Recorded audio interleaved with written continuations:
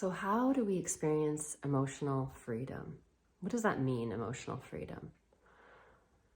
In order to experience emotional freedom, we need to allow or give movement to our emotions.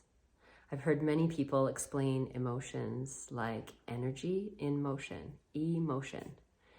Emotions are meant to move. They are meant to move through the body.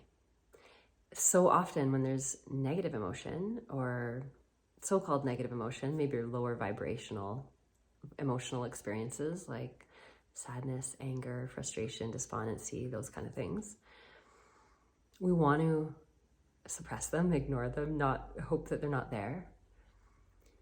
But one of the counterintuitive things about experiencing and working towards an emotional free way of being is that we need to allow those emotions. And I don't think this is a new concept for many of you, right? We know we need to feel it to let it go. But the tricky thing is, for many of us, it's hard to do this, right? In practice, it's difficult because sometimes there's a really big aversion to experiencing that emotion. Sometimes it's because of, or very often related to, trauma or something that's happened in our past that we're not wanting to feel into. And there is often a fear that if we go into it, it's going to last forever. But when we use the body and when we feel into it, very often it passes within 90 seconds, although I will say that very often, probably depending on the level of surrendering you're able to do to it, it can last a little longer than that, but still passes. It still passes and often gives way to something else. So there's a lot of benefit to freeing our emotions. There's certainly some health conditions that are associated with not expressing ourselves, not expressing emotions.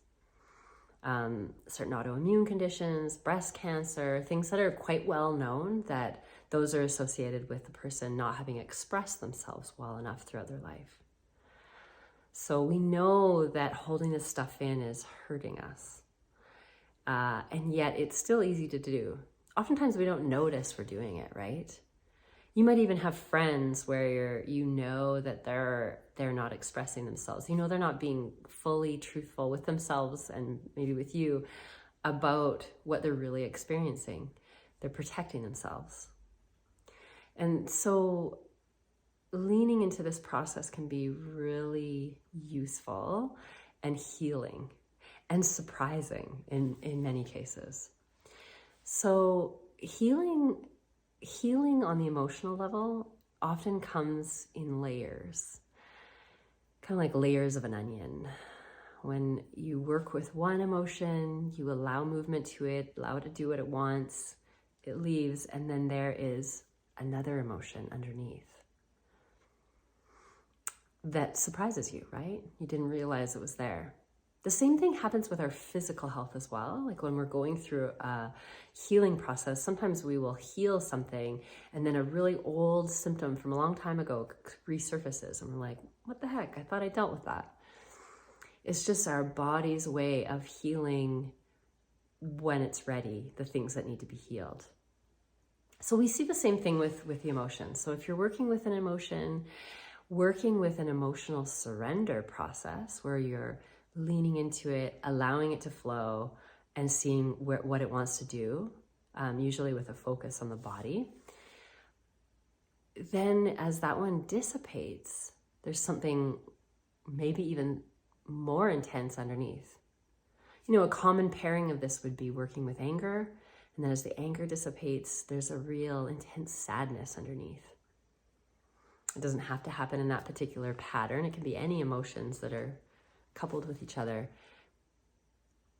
But the process of releasing those is informative for us, right? Maybe we didn't realize we were holding all this sadness in there. And so then that comes forward and we're then ready to deal with that emotion. So that's a really cool process to do. And I've actually outlined a 6-step emotional surrender process that you can get the free guide for that if you'd like. You just go to my website, meganjan.com/surrender. And I'll send you a free guide, 6-step guide to emotional surrender. And so the benefit of working through that process is, one, that it is a skill that most of us have to learn. Most of us, culturally, we've been programmed not really to express ourselves well emotionally, particularly in my generation, I believe, and older. And I do believe this is changing a little bit more now, but even still, most of us have work to do at helping ourselves identify our own emotion and be able to express that. Now, if you've experienced very early life trauma, or really any trauma or trauma to the body, very often in those cases, one of your coping strategies may have been to leave the body, to dissociate from the body. Not terribly uncommon. Now, the problem with that is that our emotions, we experience them through our body. Whether you're cognizant of that or not, that's where emotions sort of live, if you will. So when we're outside of our body, we're also very much disconnected from our emotional state. So when I work with people who have this earlier life trauma, or any sort of significant trauma where they've dissociated, oftentimes those people have a really hard time identifying with their emotions. So sometimes the first step in that emotional surrender guide, which is to just identify what the emotion is, can be really challenging for people. And the best ways to deal with that are to come back into the body.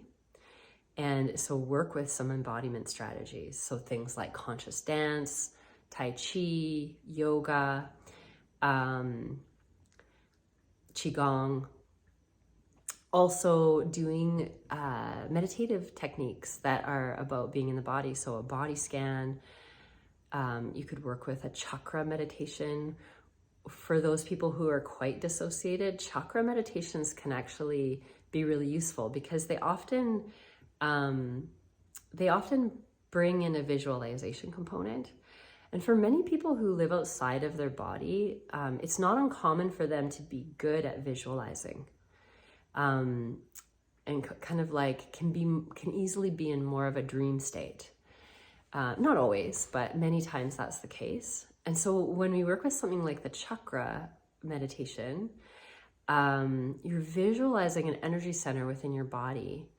And if you couple that with experiencing the sensations in that part of your body, that can be a really good way of coupling this strength, which is the visualization, with a weakness, which is not being able to feel into the body. And so bringing those two things together can be a really effective technique.